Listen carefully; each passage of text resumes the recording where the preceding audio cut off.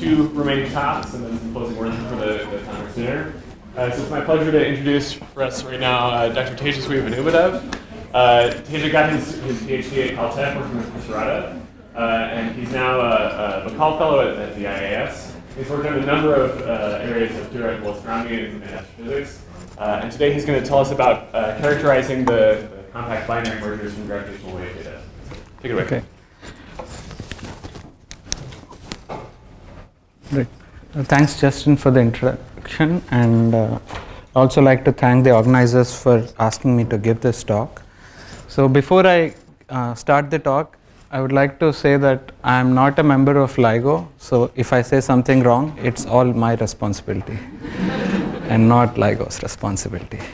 So all the work that I'm presenting, apart from the overview, is work that I've done in collaboration with a really nice group of people at Princeton, a few postdocs and faculty. So first, what are gravitational waves? So the easiest way to think of them is in terms of 3+1 decomposition of the metric. So this is the 4 metric that we all know from GR, and there is the part, the spatial part, and you think of the z direction as the direction of propagation. So then there are 2 propagating modes of the metric, which are the so-called plus and cross polarizations. So these are, if you have a violent excitation of space-time, this is how it communicates it to the distant observer. So in this particular, so there are 2 polarizations because it's a spin 2 field, and in this cartoon, a gravitational wave that's propagating out of the plane of the screen will have 2 polarizations, which we call plus and cross, which can be distinguished in terms of the shapes, that if you have a freely floating, circularly arranged set of particles, how are they deformed? So, people often say that they're like Einstein's prediction, but Einstein, what might not be so well known, is that Einstein spent a lot of time trying to kill them. So he several times tried to write papers saying that they did not exist. So this is one of the more famous ones, and I found it amusing that when he submitted this to the physical review, there was an adverse referee report, and Einstein sent a letter to the editor saying, "We had sent you our manuscript for publication and not authorized you to show it to specialists. So I see no reason to address the comments of your anonymous expert. On the basis of this incident, I prefer to publish it elsewhere." So whenever I have a bad experience with a referee, I feel like I'm in good company, and you should too. Right? Okay. So nature is kind enough to give us several sources of gravitational waves out in the universe. So here I'm showing you the sources according to the frequency of the gravitational waves they produce, all the way from very, very low frequencies, sort of like a Hubble time almost, to all the way up to frequencies of kilohertz. And there are a wide range of sources, all the way from inflation itself to more astrophysical sources here, ranging from supermassive black holes to compact objects that are inspiraling to even explosions like supernovae. And depending on the frequency, there are various probes that we can use to detect these gravitational waves. So today's talk will be focused on compact binaries. So these are just a classical 2-body problem, right? So you have 2 objects and they emit gravitational waves, and we are going to use gravitational wave detectors that are on Earth and try to analyze the data to find these signals in there. So before we get into the results, we should understand first, maybe I'll just define some properties of these waves that are relevant for detection. So the simplest picture is just the quadrupole picture, where the amplitude of the gravitational wave at a distant observer who is at a distance of r from the source depends on the second derivative of the quadrupole moment of the mass distribution and decays as 1 over the distance. So from the fact that it's a quadrupole, you immediately see that the frequency of the gravitational wave is twice the frequency of the orbit. And so now if I try to if I try to write out the quadrupole, so every time derivative gives a factor of frequency, and the quadrupole of an orbit is essentially the reduced mass times the square of the semi-major axis. So the reduced mass, also it's conventional in this area to write the reduced mass in terms of the total mass and what's called the symmetric mass ratio, which is a quantity that goes from 0 to a quarter as you dial the mass ratio from 0 to 1. And if we use now Kepler's third law and write the semi-major axis in terms of the period, then you can get that the amplitude depends on a particular combination of the individual masses that make up the system with some funny fractional powers. So this is the so-called chirp mass. And if I put in the numbers for the first detection by LIGO, I get that the strain amplitude is roughly 10 to the minus 21. So just for context, so the length of the arms of the LIGO interferometers is of order of a kilometer. So this tells you that the strain displacement that you're trying to measure is around an attometer, which is roughly like 1,000th of the size of a Fermi, which is the size of an atom. So this is a very serious measurement, right? So it's just some context. So that's the amplitude, but what's really important for the detection is the frequency evolution. So if we write down the orbital energy, again you can write it in terms of the chirp mass and the frequency, and write down the version of the dipole radiation formula that we know from E&M, which is instead here there is a triple derivative of the quadrupole. You get an expression for the power in terms of the chirp mass again, and if you equate the two, you get evolution equation for the frequency of the orbit and by extension the gravitational waves that come from it. And this tells you that the frequency chirps up in a characteristic manner, and if we turn it around with time, and if we turn it around and ask, suppose we start at a given frequency, which is say the lowest frequency that we are sensitive to, how much time does the merger spend in band? It's very short for these massive systems. So you get it's few hundred milliseconds for even for the most massive systems that LIGO has seen so far. So, and this signal doesn't chirp all the way up to infinity, because at some point you start seeing the fact that these objects have structure. So it's cut off at the ISCO, so which is a few hundred hertz for this system. So short signals, weak signals, and they're cut off. They chirp and they cut off. And in terms of detection, the most important quantity is the so-called orbital phase, which is if you start at a given frequency, how many cycles does the system spend above that frequency? So it's some fractional power law of the chirp mass and the starting frequency. And if you turn it around and ask, given this orbital phase, what is the frequency structure of a waveform that you expect to see?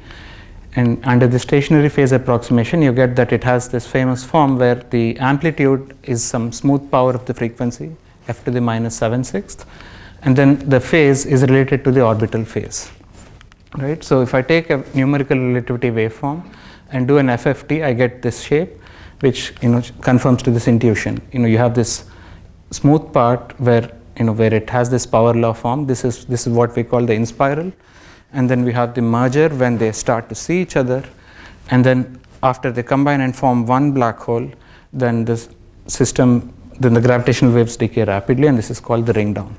So these are again the signals that we're looking for. So an important thing to consider is, I mentioned there are two polarizations. So how does the signal look in terms of where you are located relative to the merger? So in terms of the inclination, you have plus and cross, and under the leading quadrupole approximation, they are related by a cosine and sine transformation, but have some relative amplitude which depends on how you are inclined relative to the system. And you have to add, if the merger is located at a given point on the sky, it picks up each of these polarizations with a particular function which is called the antenna pattern. So there is a particular response to the plus and cross, and you can see from this expression that when you are seeing it down the barrel, then the signal is sort of circularly polarized, and when you're seeing it edge on, it's linearly polarized. So, and therefore you can have some funny nulls in these responses depending on which polarization you're looking for. So this talk is going to mainly focus on the analysis of the data from the two detectors in the US, which are there's one in Hanford and one in Livingston. There are also now detectors elsewhere in the world, in Europe and in Japan. But so these are the most sensitive detectors that we have right now. So they are separated by like 3,000 kilometers or something. So they, even though it takes a lot of time for us to get from here to here, an astrophysical source will have a delay of a maximum of 10 milliseconds between its arrival here and here. And also an important thing to note is that these two things are all, as much as possible, they tried to make them sensitive to the same polarization, so that you can be sure of a detection from the fact that you see it in two of them. But in practice, there is some mutual inclination, because the Earth is curved and it's not perfect. Right. So now, how do you search for these signals? So even though it's like looking for astrophysical signals, it's useful to think of it like a particle physics experiment, sort of. So here the closest analog I like thinking about is like ice cube. So you have a mass of ice, and you have buried a bunch of detectors in the ice, and you're looking for flashes. So the analog of the location in the ice is the intrinsic parameters of the sources. So you can get a flash at any point in the ice, just the same way you can get a merger with any set of masses. But a given flash can come from any direction on the sky. So similarly, you can have, it can come from any direction here. And since you're looking for flashes, you have to understand the detector noise, and then based on this understanding, build the best test statistic that you can to detect these flashes. And ultimately, nature is not kind and produces fake events. So you would like to understand the background model. So you build a detection statistic. For example, if this is like some sort of SNR, you would expect that it follows a chi-square distribution. And in reality, it might follow something else. So you have a model for what is the rate at which your detector keeps throwing out these flashes. And then you go out and collect the flashes that you see, and then you say you define a threshold for significance as something that happens less frequently than 1 in 30 days. So then if you collect a bunch of data, the triggers that are above this threshold are deemed as significant in the first pass. And then so these are the candidates. But then the second thing is, this is only telling you about the noise hypothesis.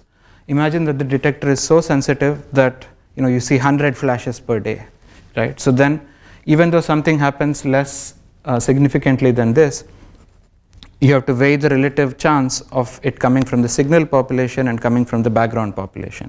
So this is quantified by the so-called p-astro, which for each of these candidates, it computes the relative chance that it comes from the signal distribution and the background distribution. So the thresholds that the LIGO-VIRGO collaboration has determined for detection is that there is a threshold in terms of the false alarm rate, and there's a threshold in terms of this astrophysical probability. And this thing comes from previous detections. It has informed by previous detections. Okay. So what has LIGO seen so far? So in the O1 run, which was from September 2015 to January 2016, it collected 50 days of coincident data between the two detectors, and we saw the first detection in 150914 of a merging black hole, binary black hole, and there was one more 151226, which was a pair of relatively light black holes compared to the first one, and a candidate. And then in the O2 run, there was a much longer period, so almost a factor of 2.5 longer, and much more sensitive detectors. It went through some upgrades, so it saw a lot more events, and with a better handle on the rates, you could define this p-astro criterion, and you had there had 7 new binary black hole mergers, and even without doing any reanalysis, this candidate was real, right? So these are like the background distributions. They run a couple of searches, and you have so you have a steep decline in terms of the number, and then there are some that stand out from the background, right? And so currently we have the O3 run happening, and also so maybe for an astronomy audience this might be more interesting to talk about, but in this talk I'm going to focus on the binary black holes. But remarkably, as you all might know, we found a binary neutron star merger in the O2 run, and also found coincident electromagnetic data. So that taught us a lot of stuff, and we are looking forward to more such detections in the O3 run, which is happening right now. So this is the set of detections that the LIGO VIRGO collaboration released. So here I'm showing the a way of visualizing the frequency content of the data. So the x-axis is time and the y-axis is frequency, and a merger will show this characteristic chirping track. And these are the binary black holes seen by the collaboration, and this is the binary neutron star. And if we look at the population of binary black holes, so what has it taught us so far?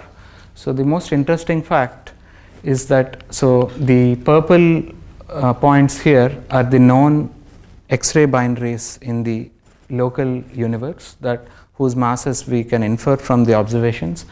And we can see that all the LIGO black holes, almost all of them, are systematically more massive than this population of X-ray binaries. And we also saw that there was a neutron star that merged, and the component neutron stars were consistent with coming from the neutron stars that we know. And apart from the individual detections, with a lot of events, the collaboration also performed what you would call a population analysis, where you try to infer the parameters of the population that these events are coming from. So there are inferred merger rates as a function of mass, and a mild hint for the merger rates evolution with redshift, and also inferences have been drawn in terms of the mass ratio and the spin distributions for the merging black holes. And all of these are interesting for understanding how these systems might have formed. So if we go back and ask, I had essentially derived how much time does a merger spend above a particular frequency, right? So you had this thing, and if you rewrite it in terms of the semi-major axis using Kepler's law, and say that I want the merger to happen within a Hubble time, it tells you what is the initial separation that the merging black holes should have started out with, and you get that it's something which is like order 10 to the 7 kilometers. And what's interesting is that this is less than the diameter of the most massive stars that we know, right? So this is a HR diagram, and these are contours of constant radius, and the stars that presumably form these massive black holes, they all live here, and they're much bigger than this. So something else must have brought these two black holes together. Somehow they must have found each other in the universe, and gravity alone, just the gravity of each other alone, is not enough to do this. So this raised an interesting puzzle for astronomers in terms of how do you form these things. And there are many models, because if one thing astronomers love is puzzles, right? So there are many models. I think at the time there were more models than there were detections. Now I'm not so sure, but so if you some of the oldest models that were proposed even before the detections were standard binary evolution, where the stars started interacting with each other and evolving in a way that was different from their evolution in the field, and went through what might be called a common envelope phase, where one of them enters the other. So it's very uncertain, but this was one model that people talked about, and the other one was you had dense stellar systems like globular clusters and nuclear star clusters, where you would have this phenomenon called mass segregation, where the heavy stars, heavy black holes settle towards the center of the cluster and therefore have a bigger chance of encountering each other and also encountering a third object, which causes a lot of interesting effects and might also produce mergers. And then if you allow yourself to be a bit more imaginative, you can also have, maybe people have talked about primordial black holes causing these mergers, and hypothesized population 3 stars, but this is in no way exhaustive account of models, right? There are many models. So given that these detections are so interesting and we have so few of them, maybe it's worth looking at how we detect these things to understand if there is something that can be done better. So I'll just give you a quick deep dive into how you detect these systems. So this is a signal that we are looking for. So I've band passed it, so you don't see the long part of the chirp that is outside the LIGO band. And you have this data which is much, you see the characteristic strain is a few orders of magnitude above the value that I mentioned earlier. And therefore you have to dig into the noise to find these. You're not going to see them by eye. So the simplest noise model that's taught in textbooks is that this data is like a Gaussian random process that is defined by its autocorrelation function, which is telling you at what rate do adjacent data points get decorrelated as you increase the lag. And equivalently, you can define it in terms of the power spectrum or the power spectral density, which tells you about the signal power as a function of frequency, which is the Fourier transform of this quantity. And nobody tells you what S of f is, neither LIGO nor anyone can tell you that. It's an empirical thing, right? So you have to empirically infer it from the data, and it's a mess, right? So there are so this is a plot of S of f versus f, and there are various effects that people who characterize the detectors try to say, this is because of this is because of this, but ultimately these things won't add up to the thing that is actually measured, because the detector is a complicated beast. So given this S of f, either God-given or you measure it, you define what's called a whitening filter. So this filter, it takes this data and in the absence of a signal spits out something that is supposed to behave like white noise. So adjacent data points are uncorrelated and each point is a Gaussian. It's distributed according to a Gaussian distribution. So then the matched filtering score which is in the Gaussian case, the optimal way to find the signal is you take this filter, convolve it with the signal. You take this filter, convolve it with the data, and convolve the two things together. So this is the so-called matched filtering score. And an easy way to understand this is that you're essentially taking the inner product between the data and the template in Fourier space and weighting by the inverse variance, right? Which is what we all learned from in early statistics. So this is the detection process for a single template in Gaussian random noise. But we have a range of astrophysical parameters that we are looking for. So this is showing you all the templates that were used in one of the analysis by LIGO in analyzing their data in the space of the intrinsic parameters of the system that the templates capture. So this is M1 and M2, and this is the so-called effective spin, which is the projection of the spin angular momentum of each of the component black holes onto the orbital angular momentum weighted by the masses. And this is one of the parameters that to next order defines the orbital phase. So in the binary, the first interesting thing that strikes you is all the LIGO detections are living here, in a corner of their template bank, right? But these are all neutron star black hole and binary neutron stars. So for now, let's focus on this. But all the templates are here. Why is that? And this is like imagine that someone constructed ice cube and placed all the detectors here, and placed very few here. And why is that? So the answer is that thing is not informative about astrophysics at all. That just comes from the properties of the templates, how they are correlated with each other. So I had written down an expression for the orbital phase in terms of the chirp mass and the minimum frequency. And essentially the matched filter loses SNR every time you miss a quarter of a cycle. So you can imagine that if you have thousands of cycles, it demands a commensurate number of wave templates. And this immediately tells you that the density of the templates is a very steep function of the chirp mass. And most of the templates live at low chirp masses. And that's what you're seeing here. Right? This is not astrophysics. This is just the property of the matched filtering integral. And then the second thing is, this is the template bank, fine, whatever it is. I'm going to go and match filter the data, and I'm going to look at the output. I mentioned that on Gaussian noise, the match filtering scores should be distributed like chi-square variables. So this is the distribution that was actually seen in the previous runs of LIGO. It's not so important which run so this is a previous run and this is O1 and this is universal. So this is the expectation on Gaussian noise, right?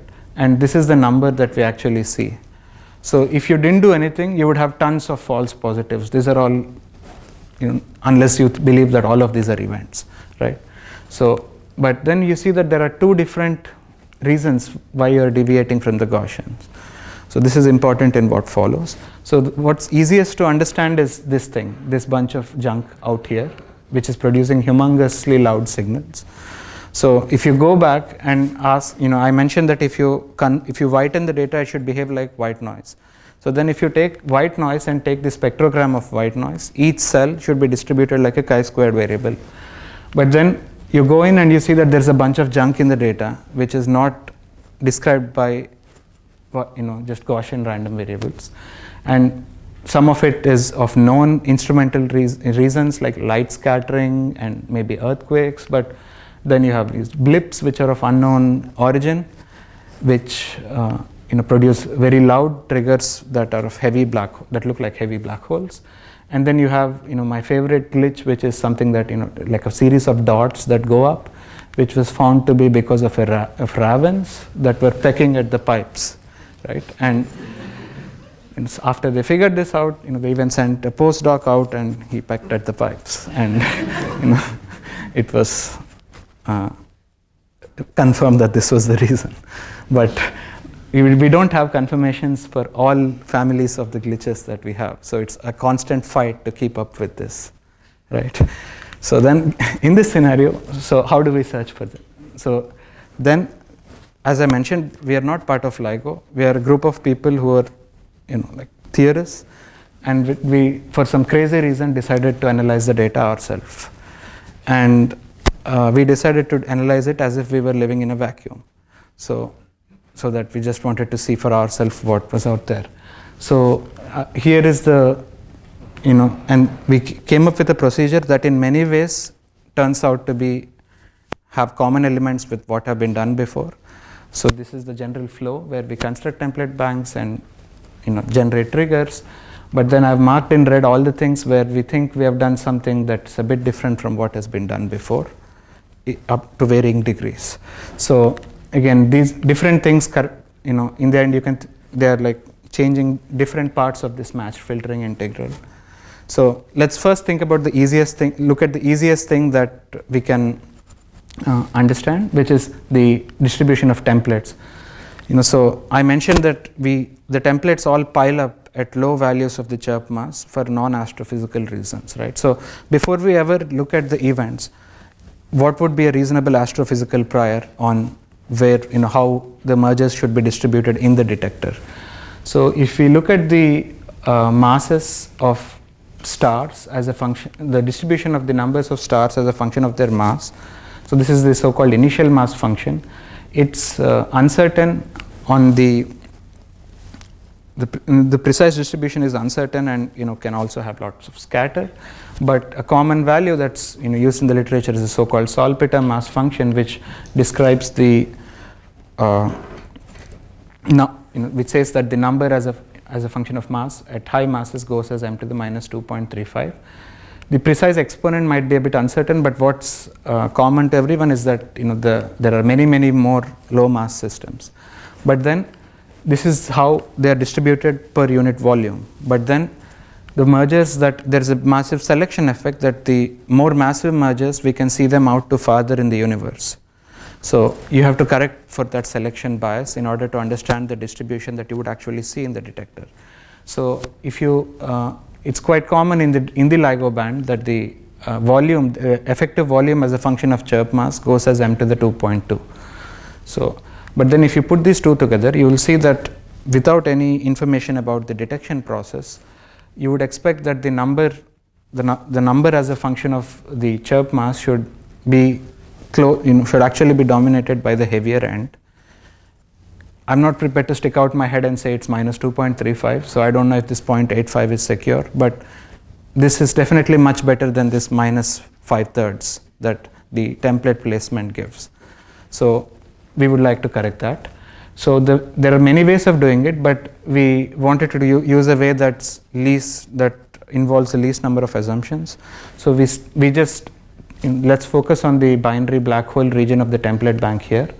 We just divide the search into 5 sub-searches, each of them covering a factor of 2 in chirp mass. So this is equivalent to having the prior that the templates are distributed as log flat in chirp mass, which is neither the first one nor the second one, but something more reasonable than the first one, right? And you can see that most of the so if we stick to the binary black hole case, the most of the templates are in the lower ones, but they do not dominate the background because they are only contributing 1/5 of the background, so to speak, right? So then the second thing is this, we would like to correct this thing, which is nothing to do with the templates, but it's there even if you had only a single template, this nasty tails. So this thing, the deviation at low values of SNR is actually not these glitches that I mentioned, but we see that it's because of a different thing, which is that the data is not a stationary Gaussian random process. So in order to measure the SNR to sufficient precision, you require to analyze thousands of seconds of data, but then we see that the data itself, the PSD itself, is varying on like 10-second time scales. So then you have to correct for it. So an analogy as to why this can produce fake triggers is, in cosmology you have this peak background split which describes structure formation, where you see that the most massive systems are biased to occur near the peaks of the long modes in the density field. In the same way, whenever your PSD is screwed up on locally, you have a greater chance of producing an outlier. Not every time, but over by many rolls of the dice, it's much easier to produce a 5 sigma outlier with a PSD that's screwed up than a real 8 sigma outlier. So you can, and if we correct for this, there are many ways of correcting for this. We do a simple way, and you can see that. So this is the distribution of the triggers in a single detector as a function. So this is in the lighter template banks, and this is in the template banks where you have the heavy events. And in both cases, after applying this correction, the distribution actually at the low end starts to resemble a chi-square distribution. And in the heavier end, you still have this junk, the glitches, right? So okay, so this is the, but then you would like to figure out how to get rid of the junk. So this is one of the pieces of junk. So then we borrowed because the match filtering integral is done in the Fourier domain, it's not so trivial as to you just zero this out. So then we borrowed a technique from cosmology, where if you have a point source in your CMB map and you want to mask it out and measure the long modes, there is a way of projecting it out in a way that does not affect the long modes. So this is an example. As you might have known, the binary neutron star merger came with a gigantic glitch that unfortunately occurred right on top of it. And if you just zero it, you produce high frequency artifacts that affect your ability to do inference about this event. But if we do this procedure, which amounts to a kind of in-painting, you do not generate any artifacts and actually have control over the statistics of the data on either side of the glitch. I'll skip the vetoes. So we also have extensive vetoes on the previous thing is good, but it doesn't get us all the way. So then we split the templates into sub-template, in chunks, and veto on something that only has an inspiral but no merger, or vice versa. And an effect of all of this is this is the background distribution as a function of the SNR square in Hanford and Livingston. The gray points are the background, and if we apply the vetoes, we see that we have a massive reduction, and that extends right into the region where the existing events detected by LIGO are there. And you can see these details, but both these effects are important. So this is showing how we are trying to turn various knobs on and off in our analysis and trying to understand which effect is contributing to which improvement. So this is Hanford and Livingston, and this is and this is heavy triggers, and this is long waveforms or light triggers, and different the glitches are worse for the heavy guys and not so bad for the light guys, while the PST is vice versa. So both of these affect. And finally, how do you estimate the search background, right? Because it's not chi-square even after doing all of this. So a simple way to do it is, I mentioned that the two detectors have a time lag of 10 milliseconds that a real signal can arrive in one and the other. So you have a bunch of triggers, and then you see a coincident one in Hanford and Livingston, and then you would like to interpret its significance. So we can't Monte Carlo fake data because there's only 100 days of data, and that's it. So what we do is we shift the detector stream by much longer than 10 milliseconds, and look for again something lines up, and this is spurious, right? This is background. So in this way, by having many time slides and ensuring that the time slides are as uncorrelated as possible, you can get sort of independent realizations of your background, and then build up a background distribution, right? And finally, this is just for getting candidates, and then you can apply anything you want to, any score you want to that you're going to make a histogram of, but you have to apply it to the background also, so that you understand the distribution of your scores. And in practice, what we do is we rank the triggers according to something that approximates the Nyman-Pearson likelihood ratio under the signal and noise hypothesis. And the upshot of all of this is, so this is the what was called LVT in LIGO's O1 run. So its parameters happen to lie in one of our banks, which is called BBH2. This is the background after we do all our rejections and then do time slides and estimate our background. So this is in Hanford's course and Livingston's course, and you can see that it's super out there, right? So this is just SNR square. So this does not even know anything about the time lag, the phase. So even without applying a condition that it has to be coherent, it's very, very significant. And after you apply the condition that the detectors are have this almost same polarization, then you start to see that you actually don't have any background above this event, right? We can only extrapolate and give an upper bound, which is a couple of orders of magnitude above what is reported in the papers. So this gives us some confidence that we did something that's not stupid, right? So then in the meantime, LIGO also released an analysis of the O2 data, which had a bunch of new events. So these are the O1 events. So if we take that out, this is the binary neutron star, and this is this is a triple detector event. And then there is a weird event, which I'll talk about later, which is a single detector trigger. And then on all of them, so we can only place upper bounds on the false alarms, which is sort of similar to the few of the LIGO analysis, but interestingly, even their least significant event is super significant in our analysis, right? We can only place upper bound. So if that's all, it wouldn't be so interesting. But then, since we have background distributions, we can go deeper, and then we find a new event in the O1 run, which is above the thresholds of significance as I defined in the previous slides. So this event. This is in a different bank now. It's heavier than LVT. So this is in the bank in which 150914 lived, right? And it's obviously less significant than LVT. So you can actually know its false alarm rate rather than just place an upper bound. And its false alarm rate is roughly once in 6 years in its own bank, and then over all banks it's like once in a year or so, right? And in O2 we have 6 new events that we find, which are all in the heavy region of the search, so these are the GPS times and the rough parameters of these events. So 3 of them are super significant, several tens of years, to one which is like even more significant.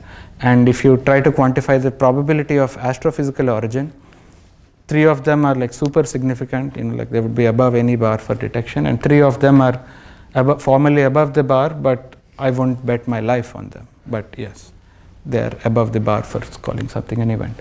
So if we quantify the estimated gain in sensitivity, so it's a bit hard to quantify because I don't have access to the full analysis, but we can do a rough job by trying to estimate the cuts that would give you the right false alarms for our events and the LIGO events.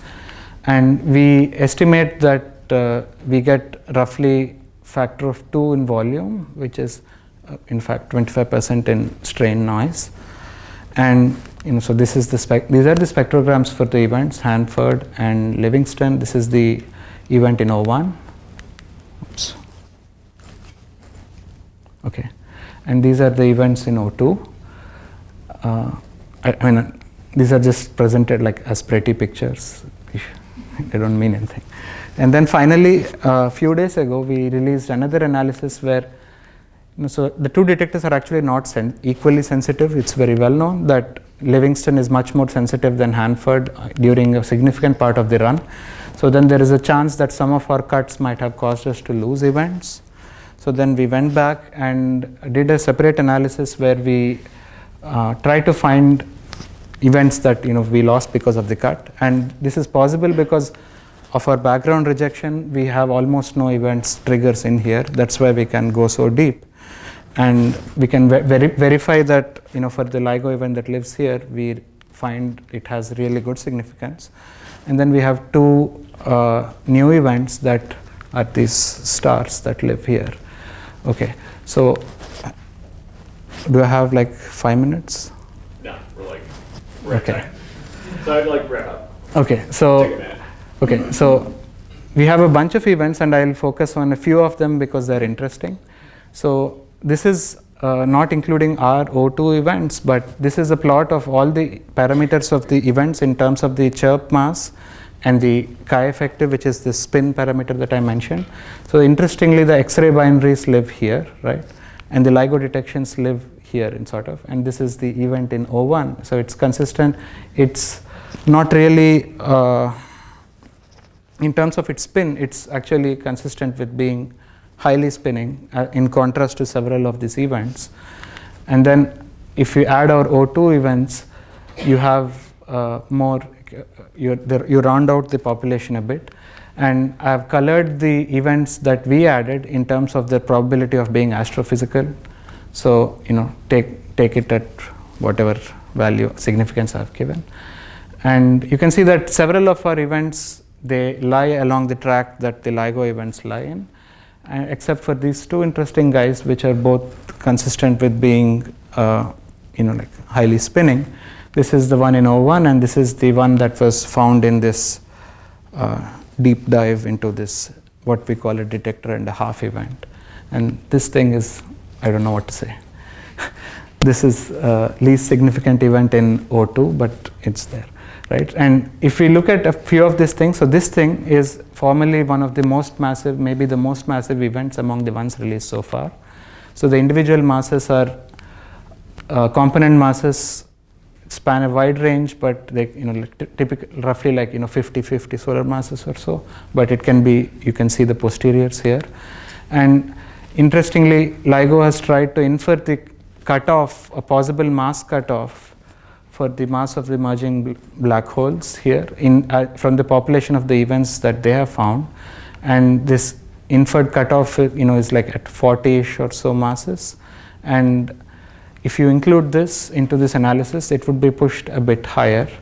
But how much higher is, you have to do a more careful analysis. And it's also informative about theories of binary stellar evolution, which predict that you might not have events above some cutoff, but it's again uncertain depending on metallicity considerations. And also models of dense stellar systems predict that you can generically produce very heavy systems. So it's early days. And then you have this weird spinning guy that I mentioned, who's consistent with being highly spinning, but the answer depends a bit on the prior you use to analyze it, because it's not infinite SNR.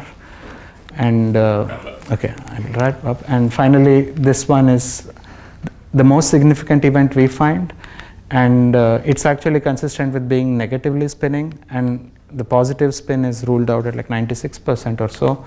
So if you ask binary stellar evolution, if you have tidal processes tidal interactions that are effective, you expect them to be aligned, but you can have kicks, and the processes, it's not so clear that you always have only positive alignments. And of course, if you have dense stellar systems that are merging, you can produce them with a range of spins. Okay, I'll end here. I went 20 seconds over time. So. We have time for maybe one quick question. And Evan, if you want to come and start again. Yeah, Just a quick question, really. There are a couple of questions, but I'll just ask you a quick question. Are you taking the template bank? You're calculating your own template bank, or are you borrowing it from LIGO's template bank? No, we make our own template bank. You make your own.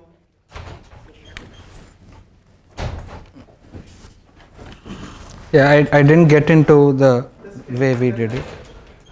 There's some other questions, but maybe we can talk outside of the second. Sure. cool. Let's thank you again.